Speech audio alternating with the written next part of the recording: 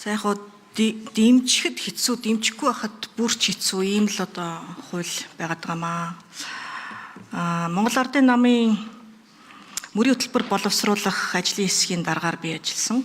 Тэгээд 24 онд манай намаас одоо мөрийн хөтөлбөрөө боловсруулж гаргахдаа яг энэ сонгодог парламентын засаглал ба эрх мэдлийн хяналт тэнцэл гэдэг энэ бүлэгтээ 4-3-1 дээр Улсын их хурлын гишүүдийн үйл ажиллагаанд хөндлөнгийн хяналт тавих механизмыг хэлбэршүүлж сонгогчдын саналаар эргүүлэн татах эрх зүйн орчныг бүрдүүлнэ гэж тухайн үедээ одоо бас оруулж исэн. Тэгэхээр ер нь бол одоо Улсын их хурлын гишүүд хяналттай, сахилга баттай, хариуцлагатай, за бас эргүүлэн татах юм боломжтой байх ёстой гэсэн ийм зарчим дээр суурилж энэ одоо заалтыг оруулж исэн. За цаг хугацааны хувьд яг энэ хууль одоо өргөн баригдаж байгаа энэ улс төрийн нөхцөл байдал болон яг бичвэрийн хувьд хараад үзэхлээр нин ялангуяа энэ жагсаалтаар сонгогдсон гишүүддээр ёс зүйн ноцтой зөрчил гаргасан гэж үзэх намын төлөөллийн төв байгууллага, за эсвэл одоо эвслийг төлөөлөх байгууллага одоо дүгнэж гаргах юм байна. Тэгээд үүнийг одоо улсын их хурлд одоо уламжлаж улсын их хурлын бүлэг болон одоо улсын их хурлаар нээлттэй хилцснэ гэж оруулсан байна. Тэгэхээр нэгдүгürt яагаад зөвхөн энэ жагсаалтын гишүүдийг онцлох болвоо гэдгийг асуумаар энэ хууль санаагчлагчаас. Ер нь бол одоо анхны уг нь бол энэ иргэд сонгогчдын саналаар гэж анхны санаа бол манай мөрийн хөтөлбөрт бол ийм санаа байсан. Энэ бол яг одоо нөгөө намын үзэл сурталын л одоо агуулгаар болоод явчихж байгаа байхгүй юу. Тэгээд дээрэс нь тойрогоос сонгогдсон гишүүд ёс зүйтэй байх албагүй гэж үзэж байгаа юм уу? Ер нь жагсаалтаар сонгогдсон гишүүдийг яагаад зүгээр л наман л сонгосон гэж үзээд иргэд сонгогчдын саналыг аваагүй гэж үзээд байгаа юм бол тэр чинь улс төрийн намууд бүгдээрээ л намынхаа жагсаалтад орж байгаа хүмүүсийг бүгднийг танилцуулгыг гаргаад манай намыг дэмжээрэй. За жагсаалтын тэдэд байгаа хүнийг дэмжиж гэвэл одоо намын дугуулаараа гэж бид нар чинь сурталчлал явдаг штеп. Би л авдаг Монгол Ардын намын 12 дууд дээр жагсагч одоо бас баруун бүсэд ажилласан. Тэгээд одоо бас одоо намайг сонгоё гэж байгаа бол одоо бас манай одоо намын эдгээр одоо жагсаалтад байгаа хүнийг сонгоё гэж байгаа бол саналаа өгөөрэй гэж саналыг авч явсан шүү дээ. Тэг яагаад ингэж үгүйсгэж явж байгаа юм бол тэгээ зөрчлийн яагаад зөвхөн жагсаалтын гишүүд дээр тооцно гэж оруулж байгаа юм бол тэг ер нь энэ ёс зүй гэдгийг бол ноцтой гэж юуг үзэх юм, удаа дараа гэдгийг юу гэж үзэх юм гэдг нь өөрөө бас их сонирхолтой сонирн байгаад байгаа байхгүй юу. Яг өнөөгийн энэ улс төрийн нөхцөл байдал руу буулгаад ирэхлээр ер нь бол залуу гишүүдийн дуу хоолойгоо илэрхийлэх, шүүмжлэлтэй хандах зэрэг энэ арчилсан үзэл баримтлалыг боомлох ийм л одоо бодлого явж байгаа мó. За хариулъя. Ажлын хэсгийн 3 номер. За гишүүний асуултанд хариулъя.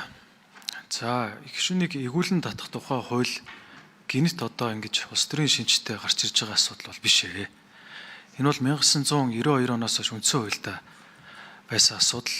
Харин энэ асуудал маань өнөөдөртөө бид нэр хэрэгжихгүй байгаа, амлахгүй байгаа асуудлаас болж өнөөдөр тулж ирсэн.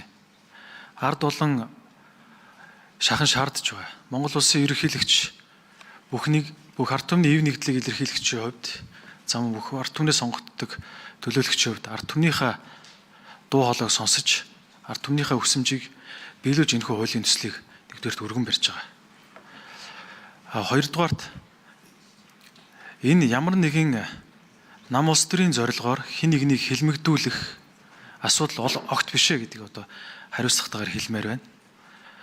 Энэхүү хуулинд бол заасан жагсаалтын асуудлыг ариун зай гишүүн бас онцолд асууж авах шиг байна. За жагсаалтын гишүүдийг сонгохдоо иргэд хэн нэгнийг дугуулдаг. Иргэд намыг дугуулдаг. Өөрөөр хэлэх юм бол тойрогоор сонгогдсон гишүүнийг дугуйлж сонгочоод за мөн намд итгэл үзүүлж намыг дугуулдаг. Намаас жагсаалтын гишүүдийг өөрсдөө сонгож оруулдаг. Тэгвэл хэрвээ жагсаалтын гишүүдээр ёс зүйн хариуцлага үүсвэл аливаа асуудал үүсвэл бид энийг хэрхэх вэ? Хэн хариуцлага хүлээх? Иргэд сонгогчд намыг дугуулчаад байдаг. Энэ хариуцлагаас намыг мулталж болохгүй. Энэ хариуцлагыг нам өөрөө хүлээх ёстой. Улс төрийн намын тухай хуулийн 19-ийн 5-д улс төрийн намын тухай хуулийг бид өнгөрсөн жил их хурлын гишүүд та бүхэн баталсан.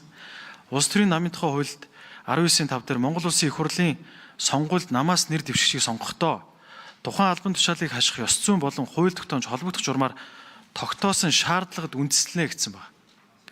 Тэгэхээр энэ дээр намыг бид оролцуулж нам өөрөө хариуцлага хүлээх ёстой, хариуцлагачих ёстой.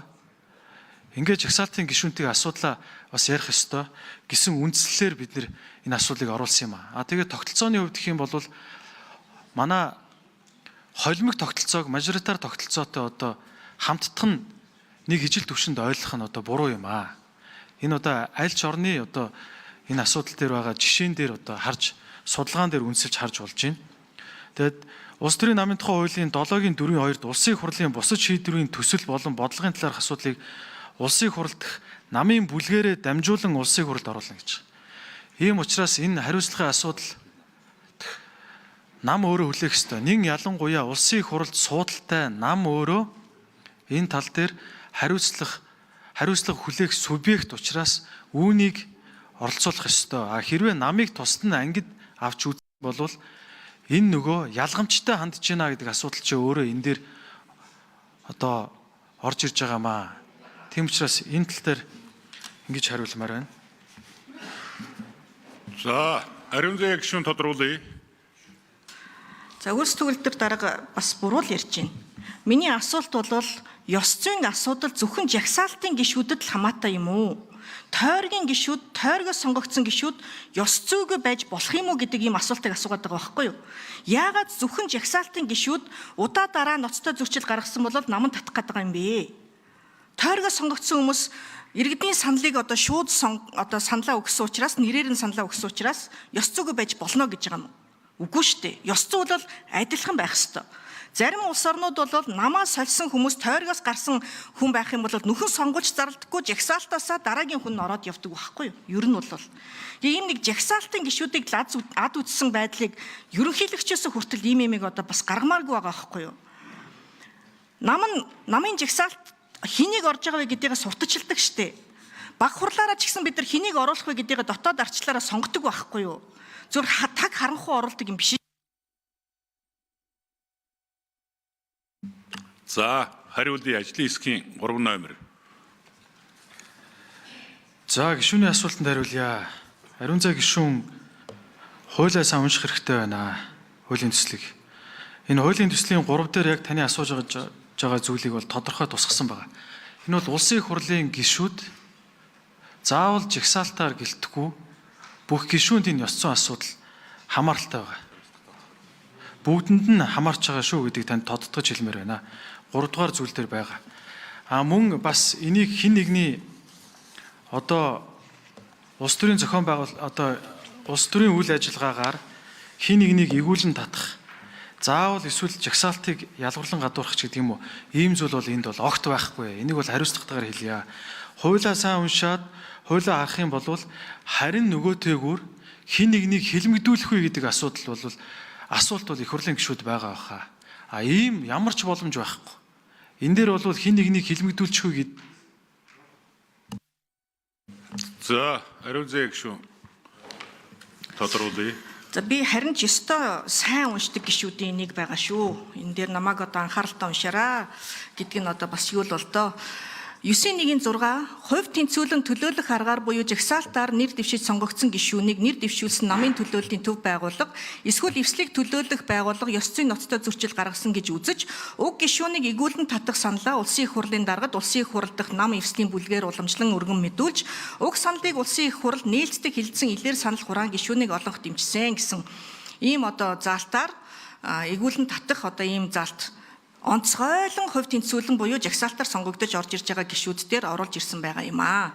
Тэгээ за яг та бид хоёр одоо тийм үгүй гэж мэтгэлцээд яг ямар ч байсан энэ жагсаалтын гишүүдийг онцолж ингэж дурдж байгаа нь зөвхөн хууль дээрч биш та болон таны хажууд сууж байгаа одоо эрхэм хэвлэлийн хурлыг одоо хийхдээ хүртэл жагсаалтын гишүүд гэж удаа дараа хэлснийг одоо